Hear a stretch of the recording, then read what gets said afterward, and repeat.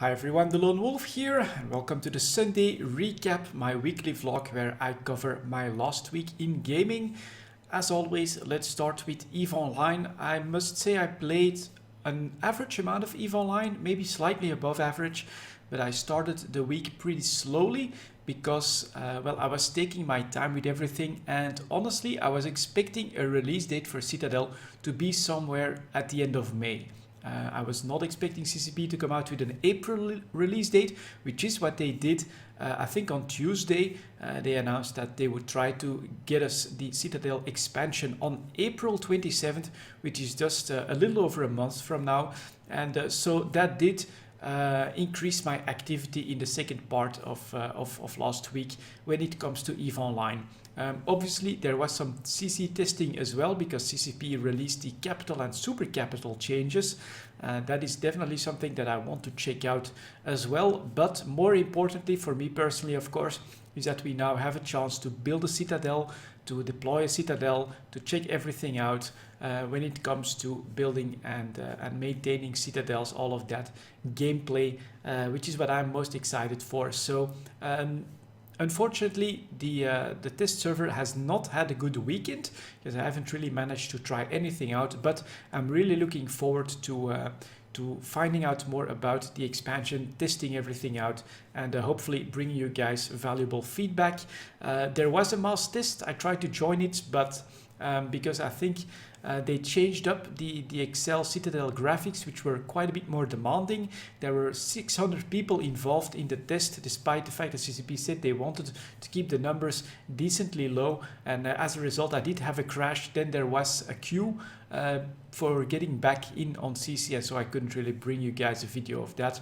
But yeah, with the announcement of the release date for the Citadel expansion and everything that's being deployed and tested on CC now, it did re-energize me a little bit more in the second half of the week. So I did a decent amount of mining, but I also bought several blueprints, a few blueprint originals and a few blueprint copies, depending on the numbers that we'll normally need to construct a large Citadel. But structured components are actually something that we'll need to produce as a first step, of course. And so I've started getting ready for that as well. One thing that I noticed, and I do think I want to share it with you guys, I was actually pretty surprised. There is, for a large Citadel, one structure component that you need 40 of, and if you're producing those from an unresearched blueprint, it's 16 hours per unit. So that's already pretty much a month of producing these things that you need to account for just to get all of your components ready for a large Citadel. So it's not a small endeavor, and getting ready for that is decently important. Of course, you want to balance this with the fact that all the information you're getting at the moment is on CC and is subject to change, so you don't want to overdo it either, but it will probably save you quite a little bit of time and effort once the expansion hits, the more you prepare for everything that's already being deployed and all the information that we're getting now. And that's basically what I've been doing, buying select blueprints when I find some cheap ones, buying some blueprint originals when you actually need a lot of runs for this, and it becomes probably more economical to just straight up buy the original if you have the money for it. I'm probably going to look into just making some extra ISK, so I may actually switch to some exploration or something like that in the upcoming weeks to try and get the cash flow up just a little bit.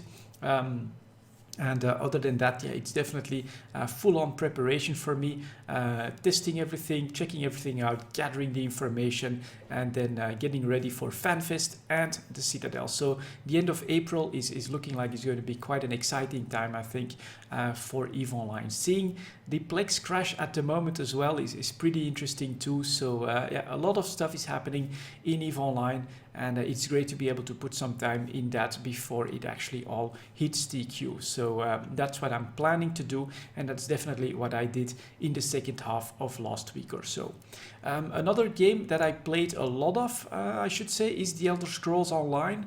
I'm actually having a lot of fun with the Elder Scrolls Online, playing it as another Elder Scrolls game. So a bit like I would play a Skyrim, like I would play some Morrowind. I'm actually playing the story, doing some quests. I've made several videos of it already, and it surprised me in a very positive way. So I'm only level 14, I think, at the moment, but I've already gone through quite a few pretty cool and interesting stories. And it's just a massive game. If you can pick this up at like a discount of 50-60%, I definitely think that it is absolutely worth it. And on top of that, it's only one character and one class that I'm trying out at the moment. So I can see the replayability. I can see really a lot of content in this game, and this feels like an Elder Scrolls game. It's very responsive now, which it wasn't in open beta, and the other players that are around, because it's not super busy, you know, it's definitely not the launch of the game, but there's always like a dozen other people or so in your zone, and sometimes someone just jumps in on the same quest as you go after the same objectives together. You don't even have to party up. And that actually makes it feel like, yeah, you're playing an Elder Scrolls game, but online. And sometimes you come across other people that are helping you out, just like that. It's extremely atmospheric. I absolutely love the few zones that I've already gone through here at the moment.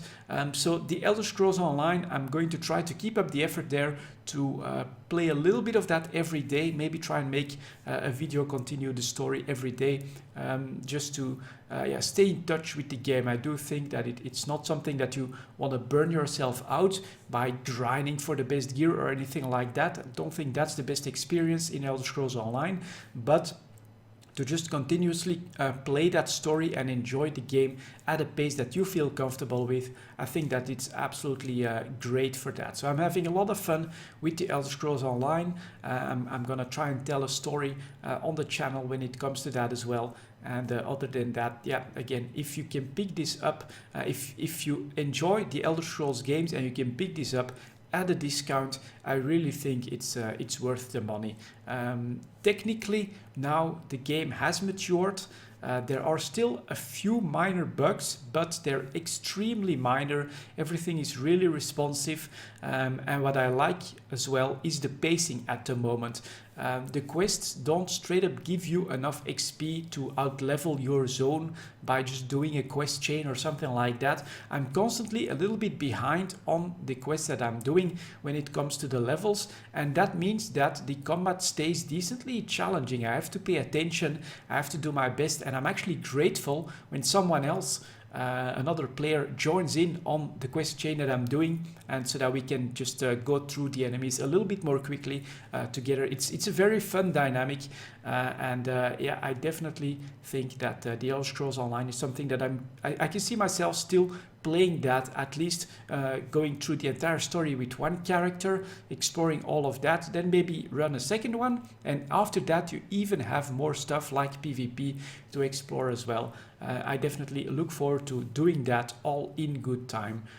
So pretty great. The Elder Scrolls Online, definitely a casual MMO that you can play besides having a main game or a main MMO like I do with EVE Online, which is a very pleasant surprise for me.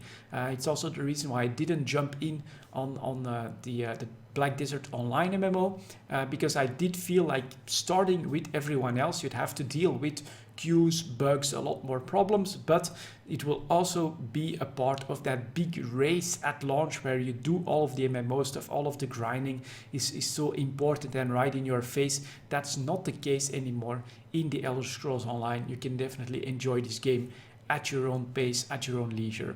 Very nice experience for me personally so far. And then finally, Fallout 4. I played just a little bit of Fallout 4, basically preparing myself for the DLC that should come out next week. So I'll definitely try to play that a little bit as well. Probably make a few videos on the DLC that's going to come out.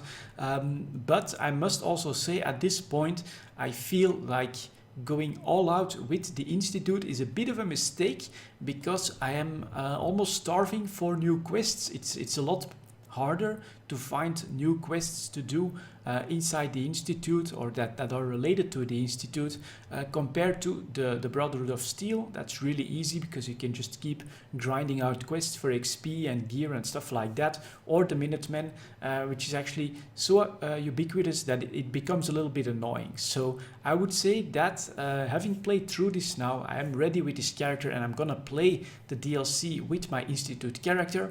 But looking back at it, I don't think that this is the best choice to keep playing the game, basically, because you do end up a little bit starved. You feel like you've completed the story and completed the game at the point where I'm at. So I'm really lucky that the DLC is gonna drop next week. I look forward to checking that out, making a few videos about the DLC, maybe covering it a little bit more in depth than I've done my other playthroughs of Fallout 4 so far. Depends a little bit on how much content there is there. But after that, I'm almost inclined to maybe just wait or touch on the other DLC and then start with another fresh character. That's basically the point that I'm at. But Fallout 4 is definitely also a fun game, and I look forward to the DLC that's going to drop. I did buy the season pass expressly for that, so that I could get everything that's going to come into Fallout 4 as DLC, and yeah, I think it's going to still be a pretty good time. We'll see how a level 62 character is going to fare in the DLC that Bethesda is preparing to launch next week. And that's basically been it for me last week. EVE Online definitely took a little bit of the forefront with the, to my feeling, unexpected release date of April 27 for the Citadel expansion. It's a bit earlier than I expected, and so it's almost crunch time for me as well, doing the final preparations for the Citadel, deciding where am I gonna put it, how exactly am I going to handle all of the changes, what do I want to do exactly. All of that stuff is coming more to the forefront. This is no longer the time for me to sit back, relax and recharge the batteries. This is the time to test, make calculations, make preparations, and feel like I'm ready for that expansion to hit. And that's really what I'm looking forward to the most at the moment. Anyways, that's what I wanted to share with you guys in this quick Sunday recap. Thank you very much for watching, and I'll see you all next time.